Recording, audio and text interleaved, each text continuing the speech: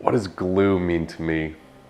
We wanted to create wholesome, funny content that sticks with you. You know, when Sue and I met back in high school, we immediately hit it off and we had a creative compatibility. And we used that to create fun videos. Since then, I knew that there was something there, that Stu was so talented and that we had to put our skills together to create more in the future. So here we are, creating Glue comedy, funny that sticks.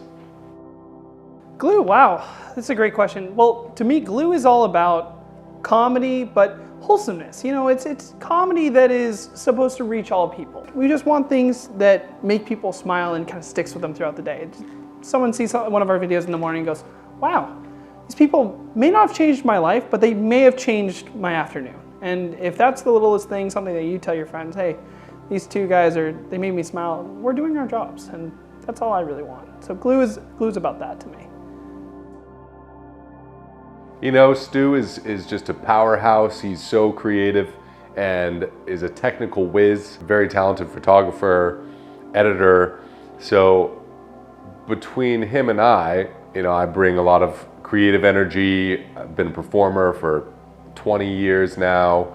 We cover each other's blind spots, I think, in terms of what we can do with these videos. And it's been so fun to work together. I mean, he's a man of many talents. We grew up together, so you know, we both went to high school, and we've been flourishing as friends for the last 10, 15 years. And what I really love about Glenn is he's just multifaceted in so many ways. You know, he's a singer, he's an actor, and you could tell life is a performance for him. He is just always going to be trying his best to be entertaining, and I think that's something that's really a very strong quality in a friend is. Someone's just going to entertain you even in the small moments, and it's what I like about Glenn. Stu and I had a lot of great memories in high school together. One time we were in a musical together. It was Cabaret, the musical, and I played the lead, as I normally did in the musicals at St. Francis. And he was in the ensemble. You know, wasn't quite fit for a leading role, but you know, he was a little cabaret boy, and he looked cute in his bow tie, and you know, we tolerated him. You know, it wasn't quite his forte, but Stu and I had a great time in high school. Glenn and I used to have so much fun. I remember we would go to parties together. We would you know, we'd go meet new friends, meet some girls here and there. There was this one time there was this girl Stacy that I had been talking to for a little while, and I was telling Glenn about it, and you know, he was so impressed, and he was like, "Oh, dude, Stacy's the perfect girl for you. You know, I like her too, and she's super cool." And he was giving me all these ideas of like what I should do. You know, like he was like, you know, like talk about yourself more, and like don't really find any value in her interests, and like, you know, be disagreeable. You know, like things that you know you usually do to get a girl to like you, or that's what he was telling me. And I mean, things never ended up working out with Stacy because, you know, it's high school. Things sometimes don't work out, but it was so sweet of him. And funny story, they actually they ended up dating a couple weeks after Stacy and I stopped talking. And I mean, but Glenn's just a great guy. He's just a good guy, you know. He's a good friend like that. One of my favorite memories from that experience was he had a crush on this girl named Stacy, and I gave him some fake advice. This stays between you and me, to ignore her and completely talk over her and all these terrible things as a means to get her to like him, and he totally bought it. And so he did it. Naturally, I had ulterior motives, and I swept in there, and I said, you know, Stu's a real douche. You know, you don't want to associate with guys like him.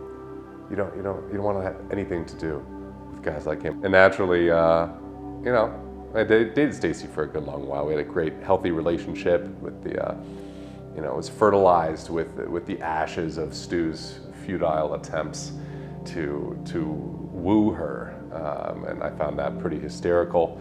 Yeah, Stu was always pretty gullible, but man, he's good with the camera. It's a cornerstone story, if you will, for my creative abilities now. My grandfather, I'd say when I was like maybe 6 or 7, he always, we used to make little commercials for whatever product in the living room. It was really cute because he would always film me, but a lot of times I'd find myself, oh my God, I'm just thinking back to the state. Did you guys talk to Glenn about the Stacy thing too? Because I think he was trying to sabotage me, and that's why he started dating her. I can't believe that guy set me up.